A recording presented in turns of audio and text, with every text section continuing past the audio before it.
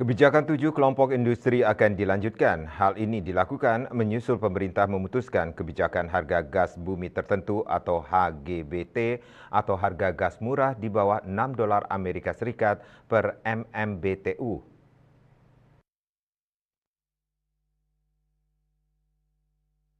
Hal tersebut disampaikan Menteri Koordinator Bidang Perekonomian Airlangga Hartarto usai rapat internal bersama Presiden Joko Widodo membahas keberlanjutan dari kebijakan HGBT di Istana Kepresidenan Jakarta seperti dikutip dari kantor berita Antara. Adapun 7 kelompok industri tersebut yaitu industri pupuk, petrokimia, oleokimia, baja, keramik, gelas kaca, dan sarung tangan karet. Sementara itu, perihal usulan program HGBT juga diperluas ke semua sektor industri.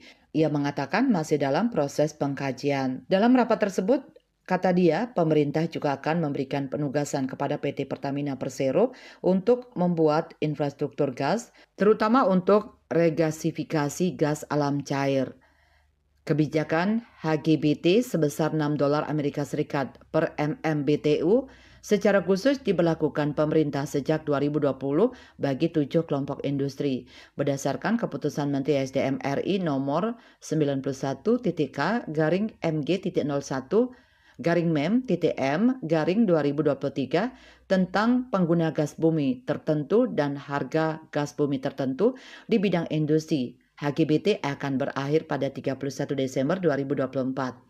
Menteri Energi dan Sumber Daya Mineral (ESDM) Arifin Tasrif pada Mei lalu menyatakan bahwa kebijakan HGBT atau harga gas murah di bawah $6 Amerika Serikat per MMBTU bagi 7 kelompok industri akan dilanjutkan. Sementara itu, Menperin Agus Gumiwang Kartasasmita menilai perluasan HGBT untuk seluruh sektor industri tidak membebani APBN dan mengurangi penerimaan negara karena kebutuhan gas untuk industri hanya 30% dari total suplai gas nasional. Oleh karenanya, Menperin meminta program HGBT dapat diperluas untuk seluruh 24 subsektor industri manufaktur.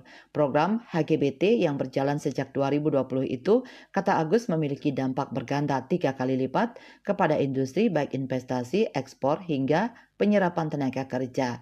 KMB Bali Pos melaporkan.